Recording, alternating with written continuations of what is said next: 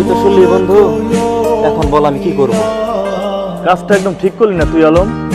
কেন তোর এমন কেন মনে হচ্ছে? আমার চোখের সামনে সব ঘটে গেল, আমি আমার নিজের চোখে কিভাবে অবিশ্বাস করব? আমার বউর কাছ থেকে কিভাবে ছুটে আসলাম আমার ছোট ভাই? বন্ধু, এটাই তো সমস্যা। যেমন একটু বুঝিয়ে বল। বন্ধু, অনেক সময় আমরা চোখের সামনে যা দেখি তা বাস্তবে ঘটে না, আবার যা দেখি না তাই ঘটে। বন্ধু, আমি তোর কথার আগা মাথা কিচ্ছু বুঝতে পারছি না।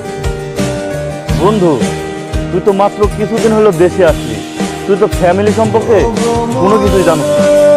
বন্ধু, তোর ভাই, তোর মা খুব জেদি, অহংকারী ও লোভী স্বভাবের মানুষ, তুই কি এটা জানো? কিন্তু আমি বিদেশ থেকে যে টাকা পয়সা পাঠিয়েছি সবকিছু তো আমার তিন ভাইয়ের নামে করেছে, আমার মার ভাইয়েরা। তোর ধারণা ভুল।